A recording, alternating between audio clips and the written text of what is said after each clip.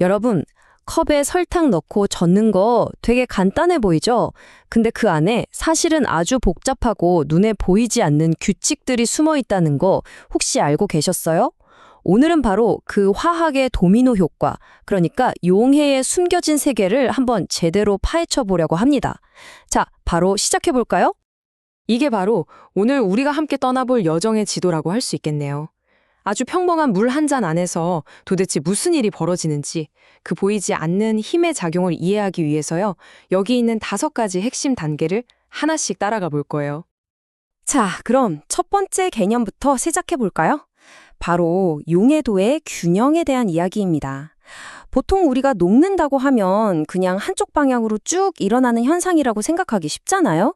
근데 사실은 그게 아니에요. 이건 아주 역동적인, 뭐랄까, 양방향으로 벌어지는 균형 잡기 게임 같은 거랍니다. 이거 정말 익숙한 질문이죠. 왜 차에 넣은 설탕은 잘만 녹는데 모래는 그대로일까? 바로 이 질문에서 용해도라는 개념이 시작되는 겁니다. 물질마다 녹는 정도가 당연히 다르고요. 심지어 설탕처럼 엄청 잘 녹는 물질도 사실 무한정 녹지는 않아요. 딱 정해진 한계가 있다는 거죠. 바로 이 지점에서 정말 흥미로운 사실이 드러나요. 물질이 녹는다는 건 그냥 뿅 하고 사라지는 게 아니라는 거예요. 이걸 꼭 기억하셔야 해요. 마치 시소가 팽팽하게 균형을 맞추는 것처럼 물속으로 녹아 들어가는 속도랑 다시 고체로 되돌아오려는 속도가 똑같아진 상태. 그걸 바로 용해도 평형이라고 부릅니다. 분자들이 그냥 가만히 있는 게 아니라 끊임없이 자리를 바꾸면서 역동적인 춤을 추고 있는 거죠. 자, 그럼 이 완벽해 보이는 균형을 확 무너뜨릴 수 있는 첫 번째 도미노 한번 살펴볼까요? 그 이름은 바로 공통 이온 효과입니다.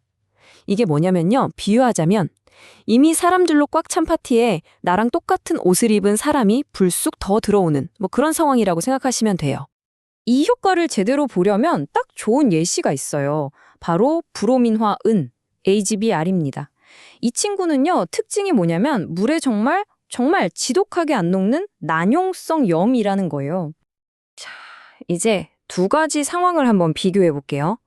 하나는 그냥 깨끗한 순수한 물에 브로민화 은을 넣는 거고요.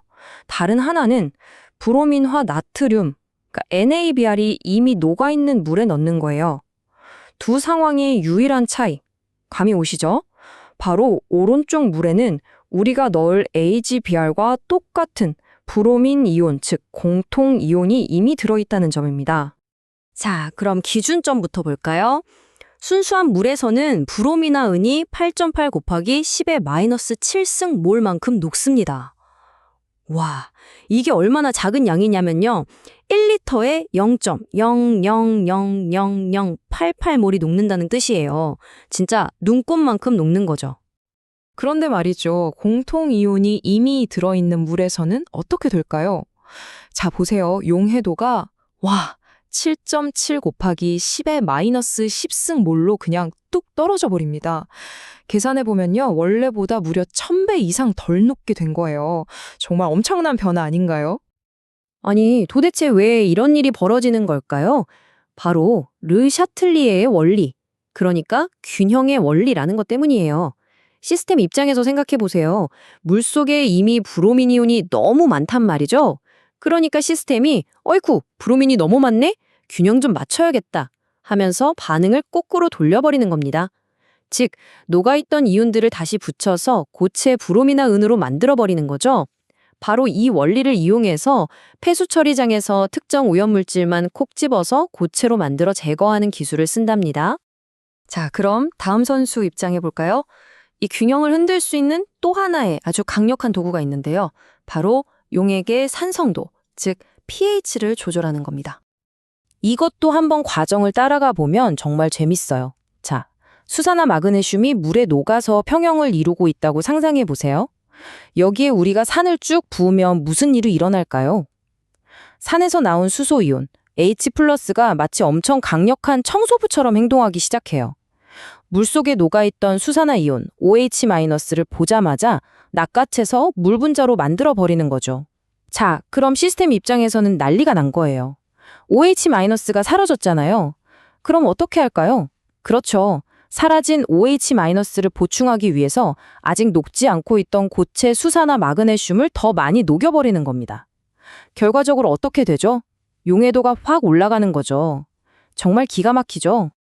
자, 이쯤 되면 아하, 이제 알겠다.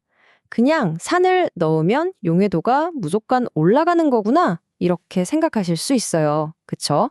하지만 여러분, 화학의 세계가 그렇게 만만하지 않습니다. 항상 흥미로운 반전이 숨어 있거든요. 그래서 질문을 던져봅니다. 산을 넣으면 항상 용해도가 증가하는 걸까요? 방금 배운 이 규칙, 과연 만능일까요? 화학이 그렇게 단순한 학문이 아니거든요. 정답부터 말씀드리면 아닙니다. 항상 그렇지는 않아요. 자, 이번에는 염화은, HCl을 예로 들어볼게요. 놀랍게도요, 이 염화은 용액에다가 산을 막 부어도 용해도가 거의 변하지가 않아요. 아니, 왜 그럴까요? 여기서 바로 강산이라는 개념이 등장합니다. 우리가 넣은 산이 만약 염산, HCl 같은 강산이라면요, 얘는 물에 들어가는 족족 100% 수소이온이랑 염화이온으로 쫙 쪼개져요. 아까처럼 뭔가 청소해주는 역할이 아니라 오히려 염화이온, Cl-를 물속에 더 풀어넣는 셈이죠. 이거 어디서 많이 본 상황 아닌가요? 맞아요. 바로 공통이온 효과랑 비슷해지는 거예요. 이러니 평형이 이동할 이유가 전혀 없는 거고 용해도도 그대로인 거죠.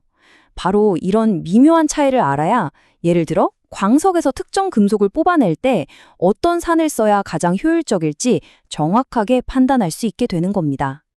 그러니까 오늘 이야기의 핵심은 바로 이거예요. 그냥 산을 넣으면 용해도가 증가해. 이렇게 규칙 하나 외우는 건 아무 의미가 없다는 겁니다. 왜 그런 현상이 일어나는지 그 뒤에 숨어 있는 근본적인 개념을 이해해야만 방금 본 것 같은 예외적인 상황까지도 우리가 예측하고 설명할 수 있게 되는 거죠. 자, 그럼 지금까지 우리가 살펴본 이 화학의 숨겨진 지렛대들 있잖아요. 이게 그냥 실험실 책상 위에서만 일어나는 일이 아니거든요. 우리 현실 세계에서 얼마나 중요하게 쓰이는지 그걸 보면서 오늘 이야기를 마무리해볼까 합니다. 우리가 오늘 배운 이 원리들, 이게 절대 교과서에만 있는 죽은 지식이 아니에요. 예를 들어서 우리 몸에 들어가서 딱 필요한 성분만 녹아 나오게 하는 효과적인 약을 설계할 때, 또 아까 잠깐 얘기했던 것처럼 복잡한 광석에서 값비싼 금속만 쑥 뽑아낼 때, 그리고 공장 폐수에서 해로운 오염물질만 골라서 가라앉혀 제거할 때, 이 모든 첨단 산업과 기술의 심장부에 바로 오늘 우리가 배운 이 원리들이 뛰고 있는 겁니다. 오늘 저희가 참고한 자료에 정말 재밌는 표현이 있더라고요. 화학자들에게 이 원리들은 마치 종합 선물 세트 같은 거래요. 정말 딱 맞는 비유죠?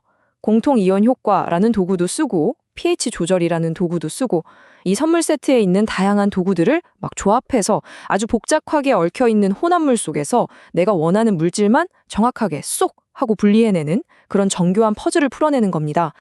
자, 오늘 우리는 용해라는 아주 익숙한 현상 뒤에 이렇게나 정교한 규칙들이 숨어 있다는 걸 함께 봤습니다. 그럼 마지막으로 여러분께 이 질문을 하나 던지면서 마무리하고 싶네요. 우리가 평소에 그냥 지나치고 있지만 사실은 지금 이 순간에도 우리 주변의 세계를 조용히 하지만 아주 강력하게 빚어내고 있는 또 다른 보이지 않는 힘에는 과연 무엇이 있을까요?